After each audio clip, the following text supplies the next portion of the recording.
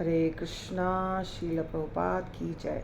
श्रीमद् भागवतम स्कंध 1 अध्याय 10 श्लोक संख्या 30 थोड़ा हो चुका था, उसके आगे करेंगे हम।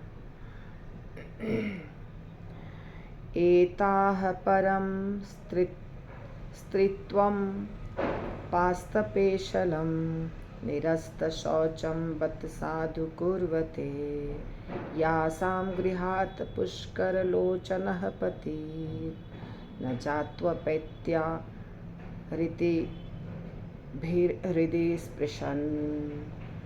श्रील प्रभुपाद के द्वारा ट्रांसलेशन, परपोर्ट, शब्दार्थ ऐसी भक्तिवेदांत स्वामी श्री प्रभुपाद की जय। ओम नमो भगवते वासुदेवाय। ओम नमो भगवते वासुदेवाय। ओम नमो भगवते वासुदेवाय। जय श्री कृष्ण चैतन्य प्रभु नित्यानंद श्री अद्वैत गदाधर शिवासादि गौर भक्त वृंद की जय। खांसी के चलते शॉर्ट में किया है प्रणति। तो हमने देखा कि इसमें वार्तालाप हो रहा है। हस्तिनापुर की स्त्रियां वार्तालाप कर रही हैं और कृष्ण की पत्नियों के बारे में कह रही हैं और भगवान कृष्ण के बारे में कह रही हैं कि भगवान कृष्ण किस प्रकार अपनी पत्नियों को खुश रखते थे। कमल नयन भगवान श्री कृष्ण कभी उन्हें घर में अकेला नहीं छोड़ते थे, बहुमूल्य भेंट प्रदान करते थे पत्नियों को। इसके ऊपर हमने आपको कल बताया था कैसे पति पत्नी का रिश्ता होना चाहिए। 3-4 लाइन के बाद मैं पढ़ रही हूँ प्रभुपाद का परपोर्ट। भक्त के लिए कोई शारीरिक अयोग्यता नहीं होती।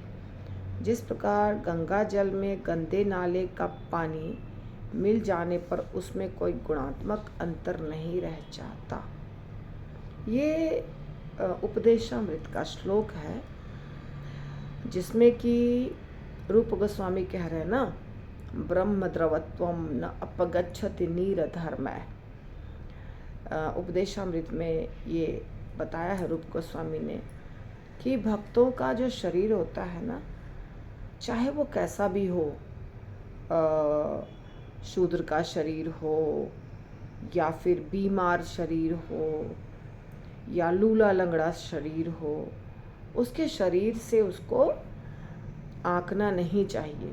शरीर के स्तर पर भक्त को नहीं देखना चाहिए, क्योंकि वो क्या कर रहा है, वो भगवान की भक्ति कर रहा है। इसीलिए सब अच्छा हो जाता है। कैसे तुलना करके बताते हैं कि जैसे गंगा जल पवित्र होता है, गंगा जल गंगोत्री से निकल करके बे ऑफ बंगाल में जाके गिरती है, ठीक है ना, बंगाल की खाड़ी में। तो उसके बीच में अनेकों नाले, फैक्ट्री का पानी, गंदगी, नाले की गंदगी भी लोग गंगा जल में प्रवाहित कर देते हैं, वहीं पर लाके छोड़ देते हैं। नदियाँ भी छोटी बड़ी मिलती हैं और दाह संस्कार होता है, उसका भी सब कुछ डाल दिया जाता है। पर फिर भी गंगा जल में जो शुद्धता होती है, जो पवित्रता होती है, गंगा जल कभी सड़ता नहीं है। कितने भी सालों तक आप उसको रख दीजिए, वो सड़ता नहीं है। तो उसका जो गुण है उसमें कोई अंतर नहीं आता है। ऐसा नहीं है कि गंगा जल में नाले का पानी आ गया तो अब वो गंगा जल गुण रहित हो गया, अब उसमें वो गुण नहीं रह गया। ऐसा नहीं होता है। हम लोग तो प्रैक्टिकली इसका अनुभव किए हैं, क्योंकि हम गंगा के तट पे रहते हैं, तो हमें पता है।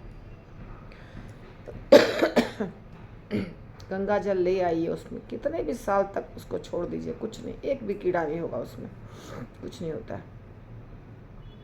तो इस तरह से रूप गोस्वामी बताते हैं कि कोई भक्त के लिए शरीर के दृष्टि से भक्त को नहीं देखना चाहिए, उसकी भक्ति कितनी है वो देखना चाहिए।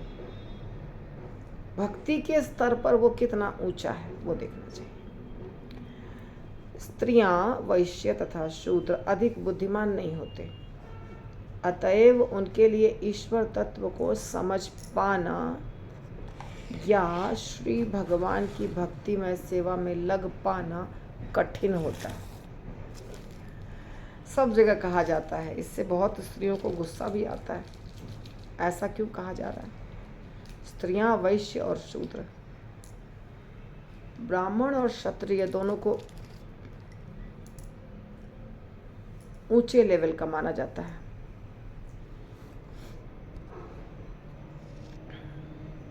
परंतु वैश्य और शूद्र को नीचे लेवल का माना जाता है, और स्त्रियों को भी बुद्धि के स्तर पे।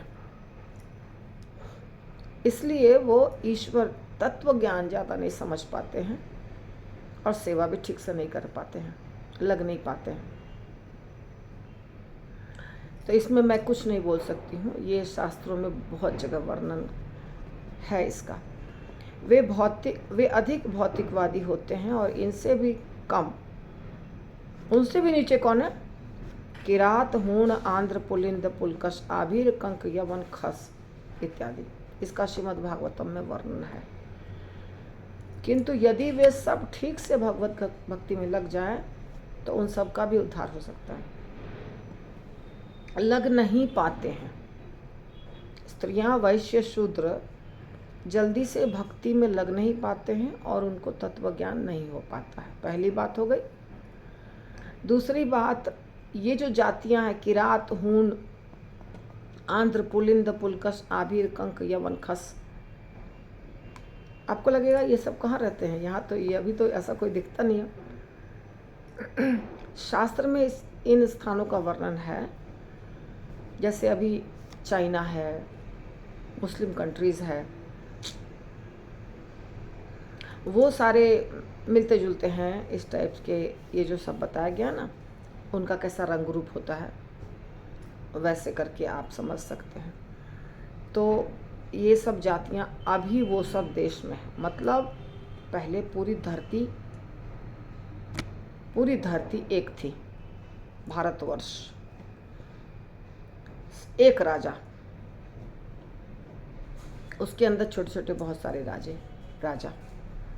अब ऐसा नहीं है, अब बहुत सारे देश हो गए हैं और सब अलग अलग हो गए हैं कम्प्लीटली। और ज़्यादातर देशों में डेमोक्रेसी है, राजा कोई नहीं है। तो ये सारा जो एरिया है, ये सारा एरिया उधर पड़ता है। भारत भूमि जो थी, पूरी धरती, अब सिमट करके छोटा सा एरिया बच गया है, बाकी सारा एरिया दूर चला गया है। यही है, परंतु इसी धरती पर ये सब है।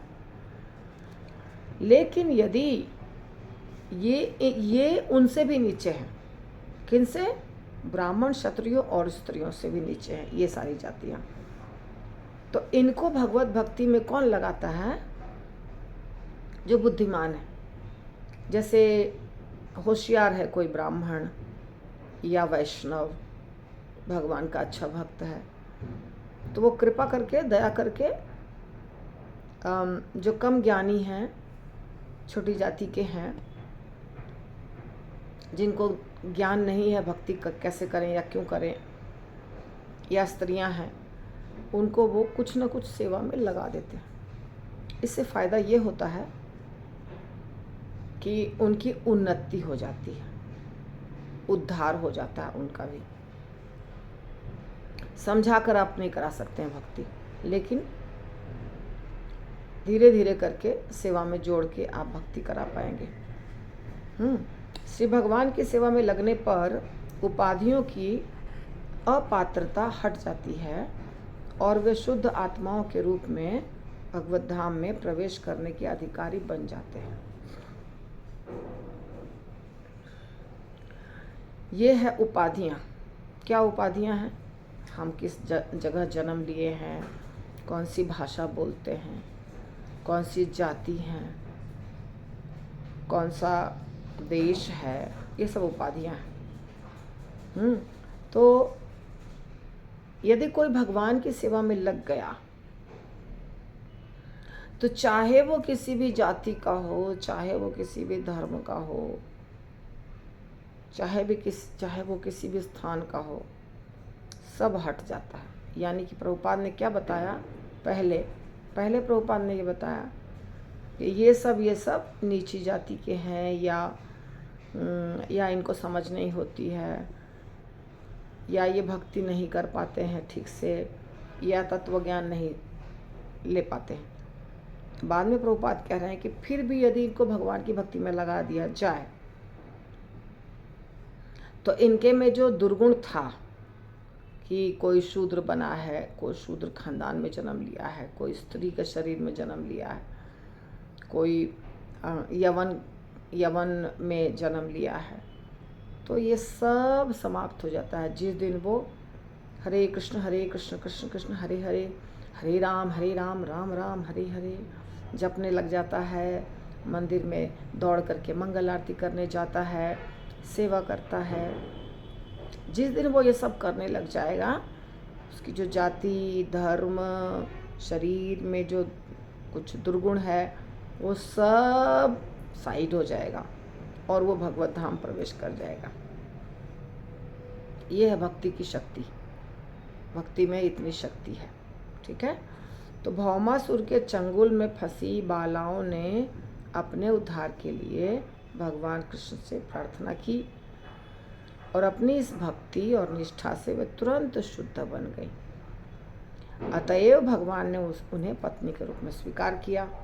उनका जीवन धन्य हो गया, उनका मान बढ़ गया और भगवान पति के रूप में भूमिका निभाते हैं। तो भौमासुर के कब्जे में थी स्त्रियां थीं। आप देखते हैं ना यहाँ पर भी कि नाग पत्नियां हैं। एक तो नाग खुद ही बहुत नीचा निकृष्ट योनि है। नाग योनि, सांप योनि, उसमें भी सांप की पत्नी, नाग की भी पत्नी। साधारण स्त्री को भी कम बुद्धि होता है, परंतु वो नाग पत्नियां होशियार थीं। वो आके कृष्ण को बोलती हैं कि मेरा पति तो बेवकूफ़ है, परंतु हम जानते हैं कि आप भगवान हैं। आप हमको, हमारे पति को छोड़ दीजिए, मारिए मत उसको। और भगवान उनके पत्नियों के प्रार्थना से प्रसन्न होकर के उसको छोड़ देते हैं, मारते नहीं। या ब्राह्मण पत्नियों पे भगवान बहुत प्रसन्न होते हैं। ब्राह्मण पत्नियों को बहुत ज्ञान नहीं था, स्त्रियां भी थी, वो ज़्यादा वेदों का ज्ञान भी नहीं था, पर भगवान प्रसन्न होते हैं। इसी प्रकार यहाँ पे आप देखते हैं 16,100 राजकुमारियाँ हैं भौमासुर के चंगुल में, लेकिन वो सब प्रार्थना करती हैं भगवान से। और जब वो प्रार्थना करती हैं दिल से, तो शुद्ध होने में टाइम नहीं लगता, बिल्कुल भी टाइम नहीं लगता। कोई व्यक्ति यदि दिल से प्रार्थना करता है, प्यार से प्रार्थना करता है, भक्ति भाव से प्रार्थना करता है, भगवान प्रसन्न, तुरंत भगवान प्रसन्न हो जाते हैं और भगवान उन सब के साथ विवाह कर लेते हैं। कितना सम्मान देते हैं देखिए आप। जितना रुक्मिणी, सत्यभामा और बहुत सारी 8 पत्नियां जो प्रसिद्ध थीं, वो सब 8 का सत्या, क्या नाम है, तो सत्या नहीं, मैं गलत बोली, सत्यभामा है। तो वो सारी पत्नियां बहुत प्रिय थी। और ये 16,108 सबको समान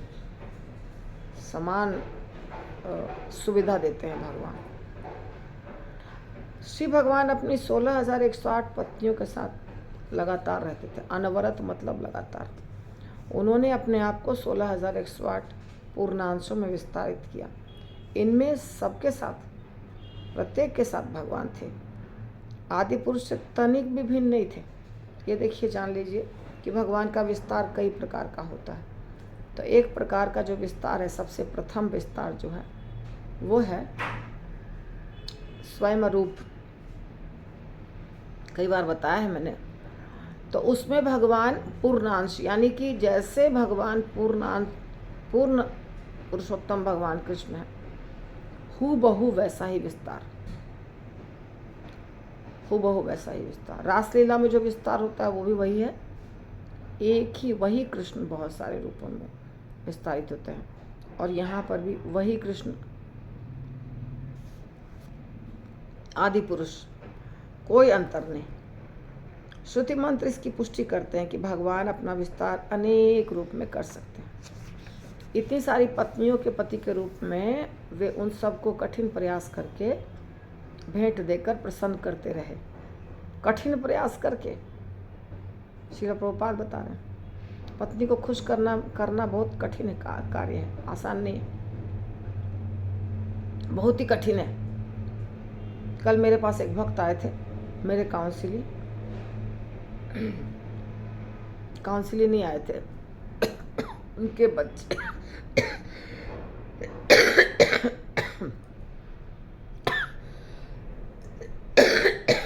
उनके बच्चे आए थे। अपने घर के,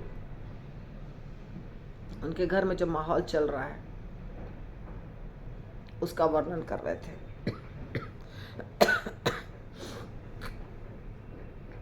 नाम तो नहीं बता सकती हूँ।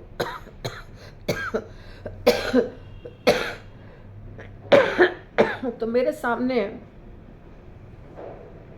सब भक्त बहुत अच्छे बन के रहते हैं, एकदम चकाचक। थोड़ा डरते भी हैं मेरे से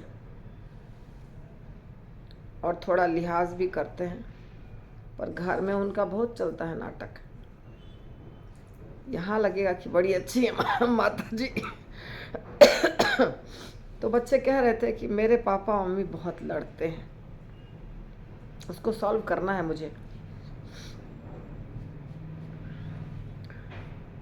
बहुत लड़ते हैं। तो पति पत्नी की जो लड़ाई है ना, वो इटर्नल है, खत्म नहीं होती है, कभी भी चलती रहती है। पत्नी को खुश रखना एक कला है। कृष्ण तो सारी कला में एकदम पूर्ण है। और प्रभुपाद लिख रहे हैं, उन सब को कठिन प्रयास करके भेंट देकर प्रसन्न करते रहे। मतलब भगवान कृष्ण के लिए भी पत्नी को खुश रखने के लिए कठिन प्रयास करना पड़ा।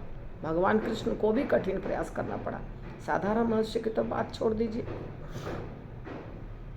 उदाहरण तौर पे प्रभुपाद लिखते हैं, स्वर्ग से पारिजात वृक्ष लाए।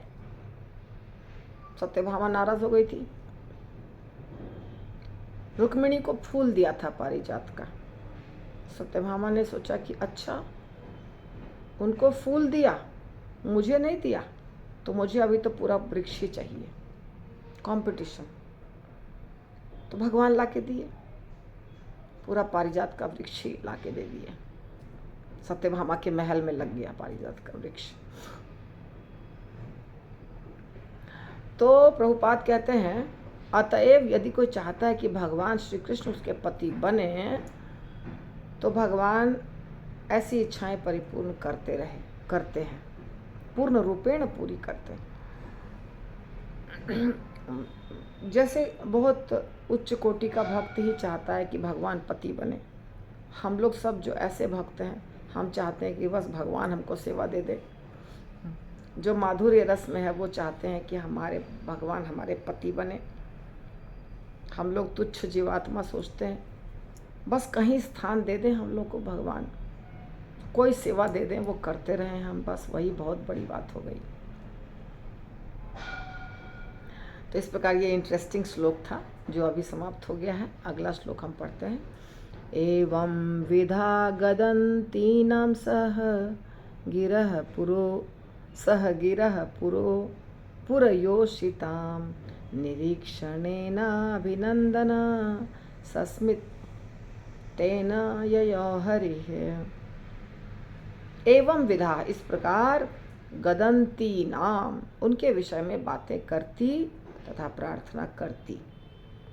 सह वे भगवान गिरह वाणी का पुरयोषिताम राजधानी की स्त्रियों के निरीक्षणेन उन्हें देखने से अभिनंदन तथा उनका स्वागत करने सस्मितेन हसमुख चेहरे से ययो प्रस्थान किया। हरि श्री भगवान ने राजधानी हस्तिनापुर की स्त्रियां जब उनका अभिनंदन कर रही थीं और इस प्रकार वार्तालाप कर रही थीं तो भगवान भी क्या किए? श्री भगवान ने मुस्कुराते हुए उनकी बधाइयाँ स्वीकार की और उन पर अपनी कृपा दृष्टि डालते हुए नगर से प्रस्थान किया। तो भगवान को पता चल रहा था कि सब बातें कर रही हैं मेरे बारे में, गुणगान कर रही हैं। तो भगवान दूर से ही मुस्कुराए, उनके ऊपर देखा और बधाई दिया, निकल पड़े। नगर से प्रस्थान किया मतलब नगर छोड़ दिए, नगर से बाहर निकल गए, हस्तिनापुर से बाहर निकल चुके हैं। अजात शत्रु प्रतनाम गोपिथाय मधुद्विषः परेभ्यः शंकितः स्नेहात् प्रायुक्त चतुरंगिणीम। अजात शत्रु, जिसका कोई भी शत्रु नहीं हो, यानी महाराज युधिष्ठिर। प्रतनाम, सुरक्षा सेनाएं। गोपी थाय, रक्षा प्रदान करने हेतु। मधुद्विषः, मधु के शत्रु का, यानी भगवान श्री कृष्ण का। परेभ्यः, अन्यों से। शंकितः, भयभीत। स्नेहात, स्नेहवश। प्रायुक्त, नियोजित की। चतुरंगिणी सेना।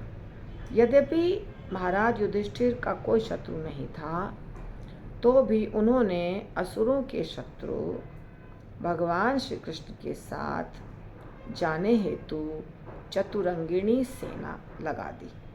उसमें घोड़े होते हैं, हाथी होते हैं, रथ होते हैं, पैदल सेना होती है। शत्रु से बचाव और श्री भगवान से स्नेह के कारण महाराज ने ऐसा किया। तो अब भगवान निकल गए हस्तिनापुर से और जाएंगे द्वारका। बहुत दूर है हस्तिनापुर, मतलब दिल्ली। द्वारका मतलब गुजरात। बहुत लंबा रास्ता तय करना है, बीच में राजस्थान भी आएगा, तो क्रॉस करते हुए महाराष्ट्र भी आएगा। कितना भी साइड से निकलेंगे, दिल्ली से अगर जाना है आपको द्वारका, तो राजस्थान और महाराष्ट्र को क्रॉस करके जाना होगा। हरियाणा भी आएगा शायद, पता नहीं, मैप अभी दिमाग में नहीं है इतना अच्छे से, पर ये 2 स्टेट तो पक्का क्रॉस करना पड़ेगा। तो लंबा रास्ता था, उतना दूर जाना था, और पहले तो रथ ही होता था, गाड़ियाँ नहीं थी, तो लंबा रास्ता था। तो युधिष्ठिर महाराज, अब बीच में चोर डकैत कोई भी हो सकते हैं। हालांकि युधिष्ठिर महाराज का कोई शत्रु नहीं था, अजात शत्रु थे भगवान युधिष्ठिर महाराज।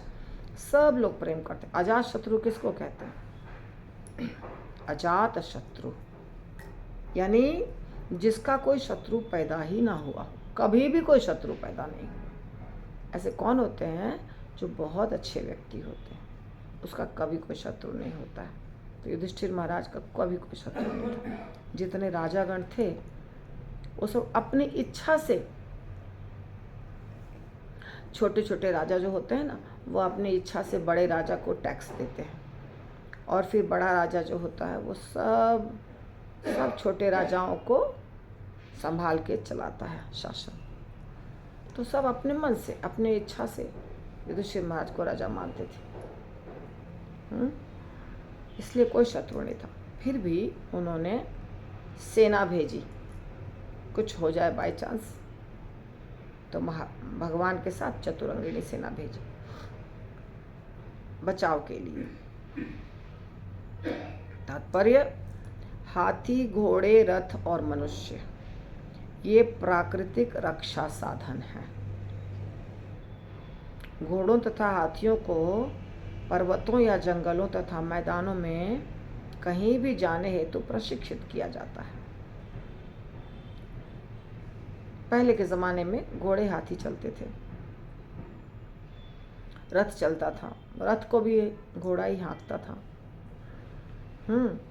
और मनुष्य भी होते हैं, जैसे आजकल होते हैं बाउंसर्स, उनको बाउंसर्स बोला जाता है, जो रक्षा करते, कमांडोज, सिक्योरिटी गार्ड्स, छोटे छोटे सिक्योरिटी गार्ड्स, फिर बड़े बड़े। तो जो बहुत प्रसिद्ध व्यक्ति हैं, body builders, sorry body builder नहीं बोलते हैं उसको, बॉडी गार्ड बोलते हैं। तो उन लोगों के लिए उनके पीछे एक दो चार लोग आपको दिखाई देंगे, कभी कभी एक भी दिखाई देंगे। वो क्या होते हैं? सुरक्षा के लिए। तो वैसे भी लोग रहते हैं, हाथी घोड़े भी रहते हैं, इससे सुरक्षा दिया जाता है। तो रथ पर सवार योद्धा शक्तिशाली तीरों के बल पर अनेक घोड़ों तथा हाथियों से लड़ सकते थे।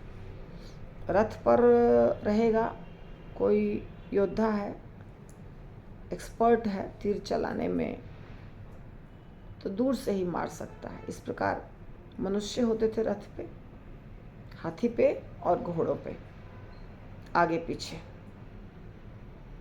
बीच में जाएगा जो वीआईपी है, इम्पोर्टेंट पर्सन, ताकि उसकी रक्षा हो सके। ये तीर ब्रह्मास्त्र के समान प्रभावशाली थे, जो कि आधुनिक आणविक अस्त्र के समान है।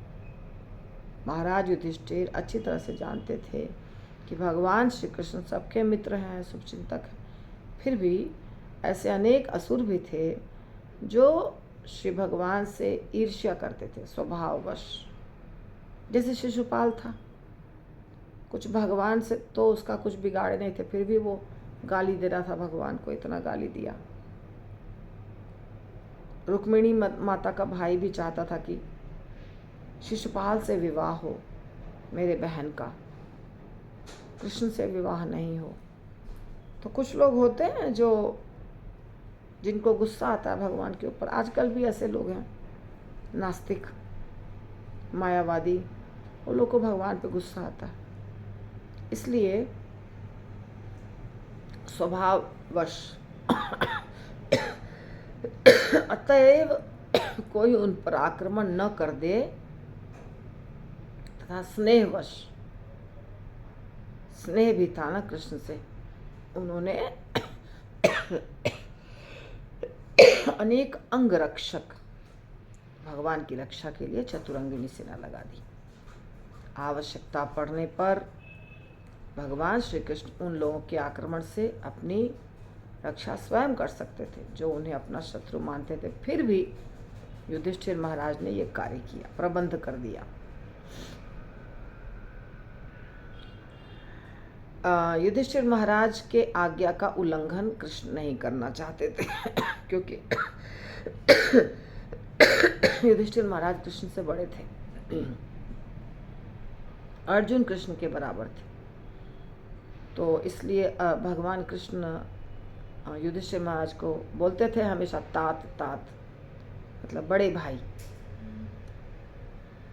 और बड़े भाई के जो बोले हैं आज्ञा का पालन करना है, इसीलिए कुछ नहीं बोला, भगवान चल दिए। श्री भगवान अपनी दिव्य लीला में आश्रित का व्यवहार करते हैं और इस प्रकार कभी कभी वे अपनी तथा कथित असहाय बाल्यावस्था में यशोदा माता की देखरेख भी स्वीकार करते हैं। यह दिव्य लीला है। श्री भगवान तथा उनके भक्त के बीच जितना भी दिव्य आदान प्रदान होता है वह मूलतः दिव्य आनंद प्राप्त करने हेतु होता है, जिसकी तुलना में ब्रह्मानंद भी फीका पड़ जाता है। तो श्रील प्रभुपाद कह रहे हैं कि जैसे माता यशोदा और भी माताएं, रोहिणी माता और भी दूसरी माताएं थी जो क्या करती थी, जो भगवान कृष्ण के सुरक्षा के लिए मंत्र का उच्चारण करती थी और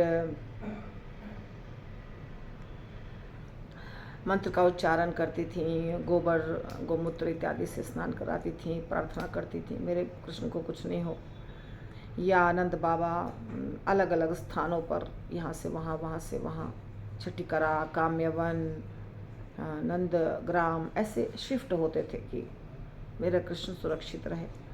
तो ये प्यारवश करते हैं, माता पिता या जो भी। तो प्यार सबसे ज़्यादा महत्वपूर्ण है। सुरक्षा, हम सुरक्षा करेंगे, भगवान की सुरक्षा हम करेंगे। तो भगवान तो अपनी सुरक्षा कर सकते हैं, परंतु भक्त को लगता है हम भगवान की सुरक्षा करेंगे, उनको कुछ चोट ना आ जाए, उनको कुछ गलत नहीं मिल जाए खाने पीने में, या उनके आराम में कोई बाधा ना हो जाए। ये सब जो केयर करना हुआ, ये क्या केयर करना मतलब प्यार। और भगवान सोचते हैं कि अरे मेरा भक्त केयर कर रहा है तो करने दो, अच्छी बात है, खुश होते हैं। इसलिए प्रभुपाद कहते हैं दिव्य लीला है, ये दिव्य लीला है।